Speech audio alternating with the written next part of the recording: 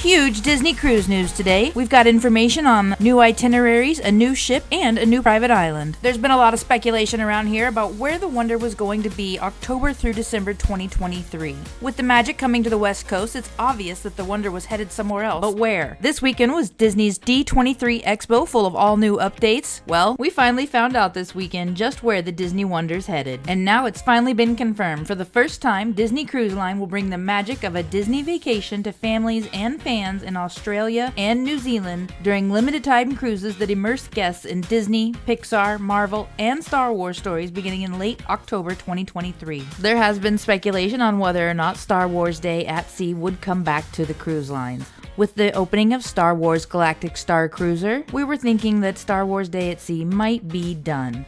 This does not specify that it's actually a day at sea, but they do specify Star Wars. And I know they have a new Pixar Day at Sea, so this looks pretty promising, at least for a little while. Calling all Aussies and Kiwis, Disney Magic at Sea is coming. Limited time sailings begin October 2023. For the first time ever, Disney Cruise Line is sailing down under with 2, 3, 4, 5, and 6 night cruises from Auckland, Brisbane, Melbourne, and Sydney. Embark on an unforgettable voyage immersed in the magic of Disney storytelling. From award-winning entertainment, festive deck parties, and spectacular themed events to world-class dining, imaginative youth clubs, and beloved characters throughout your sailing. And of course, those are going to be on all cruises. There are 4 new ports in New Zealand and Australia. The first is Auckland, New Zealand. Located at the harbor, the Port of Auckland is just a short walk to the downtown area and iconic Sky Tower. Here, visitors can delight in the Domain Winter Gardens, the New Zealand Maritime Museum, the Auckland Art Gallery, and more. Brisbane, Australia, also Queensland, close to the Brisbane Airport and public transportation. The Port of Brisbane is accessible to visitors near and far. Located in Australia's 3rd largest city, the port provides easy access to restaurants, pubs, and shopping. Worthwhile day trips include the Lone Pine Koala Sanctuary and Australia Zoo. These are really going to be some fun new port experiences. Next, we have Melbourne, Australia, Victoria. Situated on the mouth of the Yarra River, the Port of Melbourne offers something for everyone. With its proximity to fine dining, art galleries, museums, vineyards, sporting and entertaining events, and coffee shops galore. The port is also just a short flight away from Adelaide. And last but not least, Sydney, Australia, New South Wales. Conveniently located in Sydney Harbour, the Port of Sydney is close to the iconic sights and sounds of Australia's largest city, including Circular Quay, the Royal Botanic Garden, Bondi Beach, Harbour Bridge, and the Opera House. There will be Disney Magic at Sea sailings around New Zealand and Australia in 2023 and 2024, and these cruises will be on sale to all guests starting September 29th. So this seems like they are putting these as individual prices per person. Typically, when you're looking at Disney Cruise pricing on their website, it will be for the total occupants in the stateroom. And if that's for 2 people or 4 people, it'll give you the entire cost for all people included in that stateroom. It seems like on here, they're putting these prices as per person.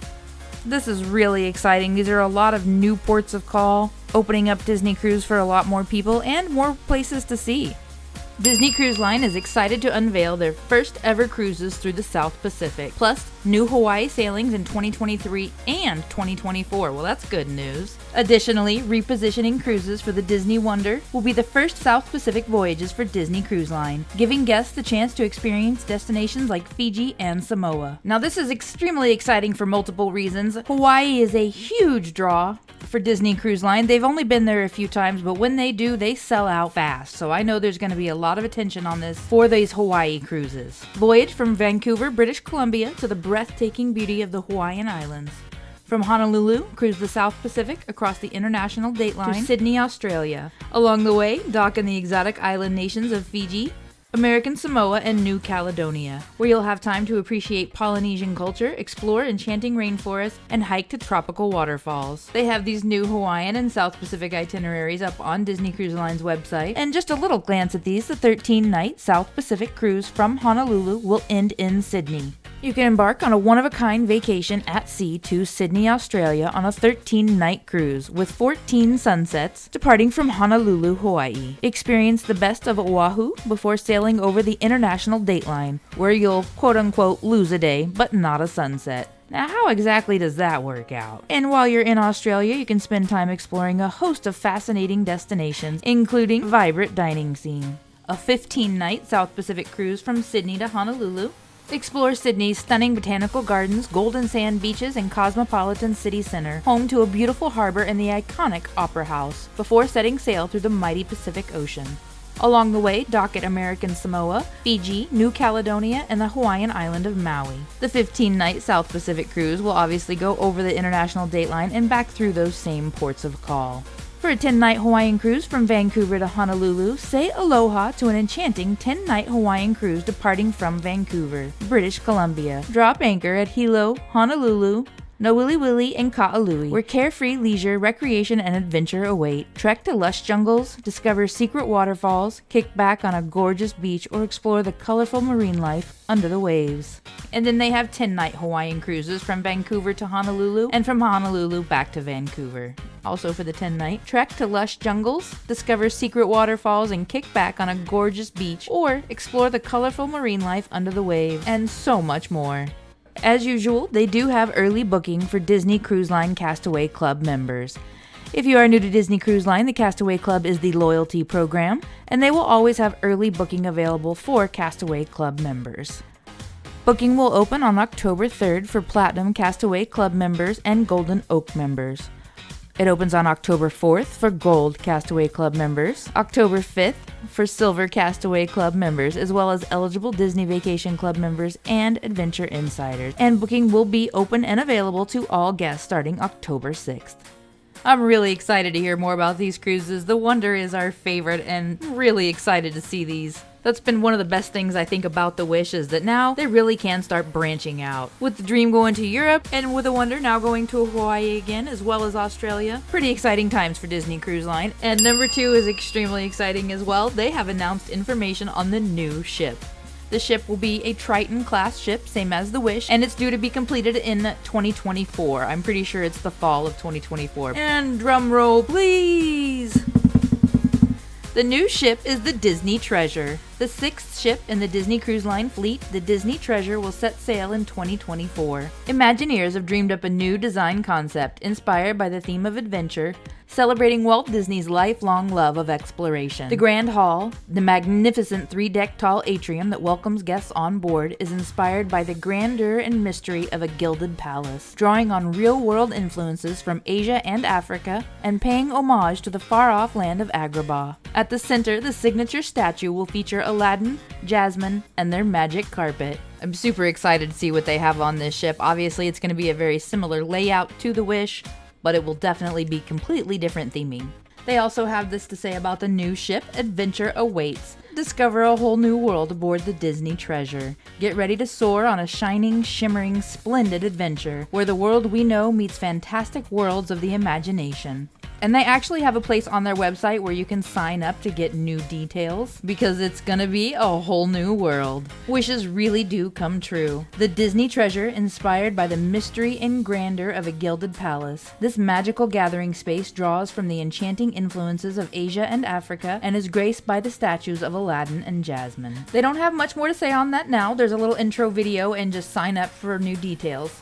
Of course, there's no way to tell yet, but I am expecting there to be a little bit more of Walt's influence on this new ship. The Wish is completely beautiful, and it is absolutely predominantly a princess ship, which is wonderful. There are many princesses that enjoy Disney. However, there are also pirates, princes, and adventurers that like to enjoy a little bit of fun, just like Walt did. So I'm really excited to see that this new ship, Treasure, is geared a little bit more towards adventure, and I'm excited to see how they do this new ship. I really love that it's got some more cultural representation, some more masculine representation. Of course, we're still going to have Princess Jasmine in there, but I'm excited to see where they're going to take this adventure aspect. That really is what Walt Disney loved, and I really hope that that's captured in this ship. I just love seeing the tidbits of Walt Disney. Obviously, that's where everything starts from, and so it's really fun for me when they include those little tidbits in. And number 3, their private island, Lighthouse Point in the Bahamas, is preparing to be open in 2024. Disney Cruise Line is creating a new experience at Lighthouse Point. The destination will create sustainable economic opportunities for Bahamians, protect and sustain the natural beauty of the site, celebrate culture, and help strengthen the community in Eleuthera. It will complement Castaway Cay and give families the opportunity to enjoy this site's beautiful beaches and explore nature, as well as enjoy the broader tourism offering. Lighthouse Point will highlight the rich culture of the Bahamas, and they will be using 90% solar energy on the island. I've said it once and I'll say it again, I really love how sustainable Disney is. They are definitely looking out for the environment. And these are some new art concepts for the island. Originally, Disney committed to develop less than 20% of this property. They will also be utilizing sustainable building practices, establishing environmental monitoring programs, and they are also donating more than 190 acres of this land to the government. We don't have a lot of details yet, but they are saying that Lighthouse Point will be similar to Castaway Cay. If you have not been to Castaway Cay yet, here's a little bit of an overview. Castaway Cay is Disney Cruise Line's private island, and their ship comes right up to the dock, no tenders involved. Castaway Cay visitors will find an island completely outfitted for premium family leisure. Ample amenities include sprawling beaches, sparkling lagoons teeming with curious sea life, splash-worthy water play areas, scenic walking trails, open-air barbecue dining locations serving complimentary meals. We suggest going to the barbecue over at Serenity Bay. That's the adult-only area. They have ribeyes over at that barbecue, and it's really good. There are also 2 shops featuring Castaway Cay gifts and souvenirs, and a free tram for transportation around the island. Some of the island's amenities and fun consist of a family beach. Have a blast sailing, paddling a kayak, or swimming and snorkeling in the Blue Lagoon. With your family in mind, we've laid out a feast at Cookie's Barbecue. You can also take advantage of a host of good time activities, from lively music and dancing at the gazebo to tetherball, volleyball, and soccer at the sports beach. I did not realize there was tetherball over there. I was really good at that in school. I'm checking that out next time. And your little ones can even engage in an array of supervised games at the fanciful In the Shade Game Pavilion. They do have snorkeling. Snorkelers of all skill levels will be enchanted by the undersea realm of marine life off Castaway Family Beach. Novices can follow the Discover Trail, while more experienced snorkelers may wish to tackle the Explorer Trail. Keep an eye out for the hidden Mickey. There's also some interesting things that have been sunken down in there, so make sure you keep your eyes open. At Serenity Bay, escape to this secluded adults-only oasis reserved exclusively for adults 18 years of age and over. There you can unwind in the heart of Serenity, treating yourself to such offerings as an open-air cabana massage under the swaying palm trees, or frozen specialty drinks at the Castaway Air Bar. Now, I will say those cabanas are extremely hard to come by. You pretty much have to book concierge in order to get one. But the bar, that's open and accessible. And, pro tip, in the afternoon, sometimes you can get 2-for-1 cocktails. Just don't get too many.